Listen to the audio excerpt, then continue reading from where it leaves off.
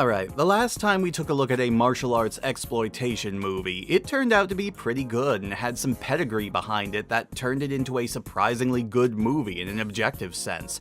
Today, though, we're stepping down a few rungs on the exploitation ladder to look at something that is much more typical of the genre. Incredibly low budget and amateurish in almost every aspect of filmmaking, from the choreography to the acting to the camera work. However, as an exploitation film, by its very nature, it isn't really going to be able to match up to anything like a cinematic blockbuster. Every now and then you do get something like Fighting Mad that manages to surprise you with a really good story and fun characters, but the most important thing to ask about an exploitation movie is it entertaining in spite of its budgeted nature? Because just as there are great movies that are made on shoestring budgets, there are massive blockbusters with huge amounts of money and talent and time behind them that fall flat on their faces. So when you come across a movie like Weapons of Death here, you have to ask, is it entertaining? No, not really, no. When a martial arts school is raided and the daughter of the owner is kidnapped, she calls in her estranged ex-husband to help her sons and a band of students from the school to find the kidnappers and stop them before the girl is harmed and they're forced to pay the ransom. But of course, both the kingpin and the hired thug who kidnapped the girl have a history with the family that they're trying to extort. It's been a while since I've watched a movie that tried to cram in so much and yet managed to show so little in its story. The plot thread is as bare as can be, and you can basically see every story beat coming before it happens, which is especially annoying when they try to cram in so many side stories and relationships as quickly as they can. You have the main kidnapping plot, the relationship between the evil thug Bishop and his uneasy crony Carter, the relationship of the father, Kurt, to Bishop, as well as his relationship with his estranged family, and then the relationship with each of the students to one another. And the film is more than happy to try to take time out of its busy schedule to give character development to each person in this exceptionally large cast, but very little of it actually sticks or has any impact because the characters are either too unlikable to be cared about or far too bland to be cared about. Not to mention, some of the casting decisions feel really weird and break a lot of immersion. For example, the mother, her daughter Angela, and her youngest son, the bowman of the group, all speak English pretty damn fluently, but her eldest son, and the one who runs the martial arts school, definitely sounds as though English is not his native language. But I don't know if Angela should go out with you so much. You know, it's been every night this week.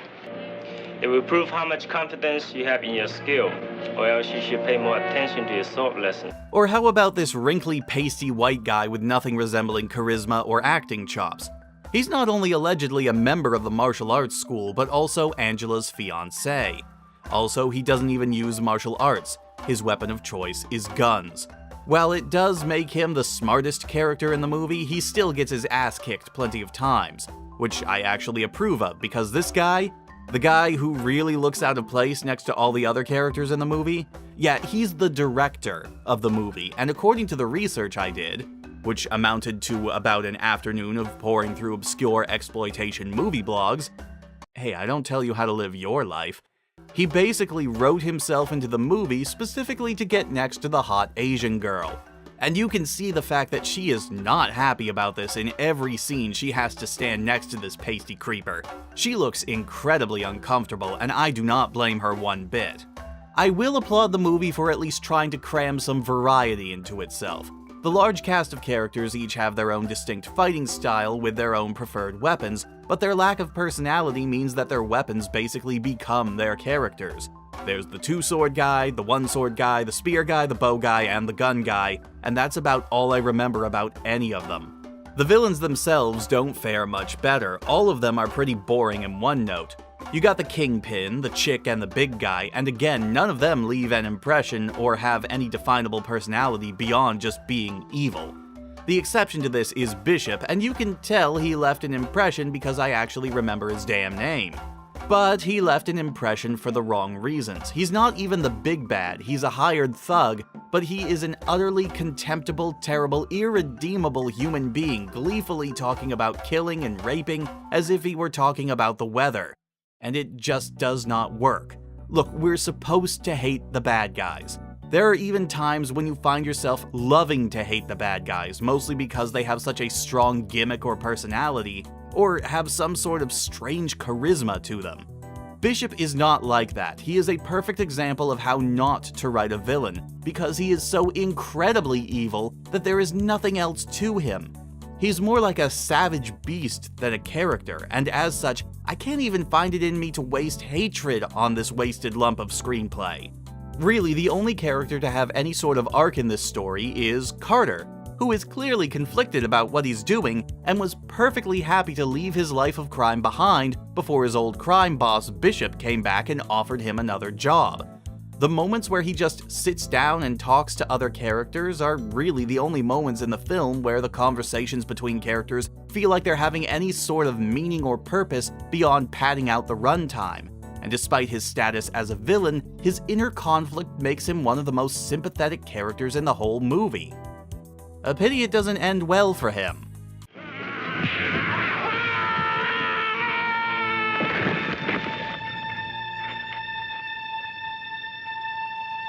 Sprinkle in some casual racism on the hero's side, and I'm left wondering who the hell I'm supposed to be rooting for. But how's the action, you might be asking? A lackluster story or blank slate characters can be made up for with some decent action scenes, and unfortunately the action in this movie is average at its best and downright embarrassing at worst.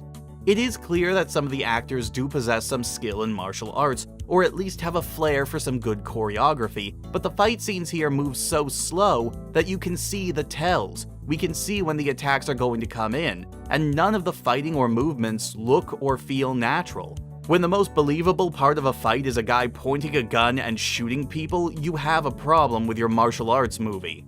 Again, there are flashes of good stuff here. I point back to Carter again, and him single-handedly destroying an entire camp of bikers. That is the sort of thing I love to see in this type of movie. And some of the one-on-one fights during the movie's climax are decent, but especially in those one-on-one fights, the camera itself works to undo your enjoyment, as it more often than not gets blocked by people running in the foreground, is positioned so that you can only see the back of one of the fighters, or is pulled in so close that you can't really discern what's going on. The movie also barely manages to count itself as an exploitation film as well. It has a few of the hallmarks of a grindhouse film and is definitely trying its best to appeal to the kung fu lover crowd, as it were, but it is comparatively tame when put against other movies in its genre, even going back to Fighting Mad. Yes, there's a fair amount of harsh language and more than a few uncomfortable N-bombs scattered throughout, but when you go to see an exploitation movie, you expect to see two things in abundance. Two things that these sorts of movies were known for: boobs and blood. Whether or not that's your thing is largely irrelevant, as those were just the things that these sorts of movies were expected to do at the time, and many of them had both in abundance. But there's barely any blood in this movie, and what little there is quite reserved and barely noticeable. I dare say that if they had thrown in some over-the-top gore, at least it would have spiced up the underwhelming action scenes a little bit. Hard to call a movie boring when there's a fountain of blood soaring 5 feet in the air, after all. Or, you know, there could have been some Street Fighter II action.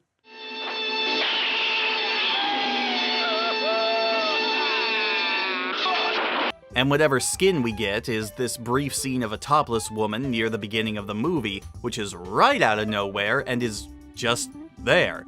I'm willing to bet they didn't include anything more gratuitous in the movie because someone thought it might actually make the whole rape backstory subplot feel just a little bit disingenuous. And yes, there is a rape backstory plot in this movie, and it's handled about as poorly as you would think. The score is also underwhelming here, as it all feels like stock rumbling and sting sound effects. The opening scene's music, which is reprised near the end, is the closest that it comes to anything interesting musically, and that's only because of how little music there is everywhere else. There are entire action scenes that don't have a single note of music in them in this movie, and it just makes them feel incredibly empty and soulless. Acting is a mixed bag as well. I've already pointed out that there's only one likable character in this movie, but I will give credit where it's due. Some of the people in this movie are decent actors. There's no one here you're likely to recognize, but they are at least trying with what they're given. The material is just terrible, and even a very skillful actor can't spin gold from fecal matter. If you're looking for a good crappy movie for a bad film night with friends, this isn't it. Weapons of Death is a flop in every sense of the word. Just go and watch Fighting Mad again instead. That movie was great. The film is in the public domain and really easy to find if you're morbidly curious, and has found its way onto many, many cheapo movie sets over the years. Just don't go getting it mixed up with the other Weapons of Death that came out 3 years before this one and is also in the public domain.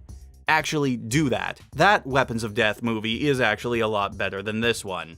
You don't often expect much when you sit down to watch a Kung Fu Grindhouse film, and man is it a really disappointing feeling when the movie can't even match those low expectations. I'll see you all next time, everyone. Hey, no!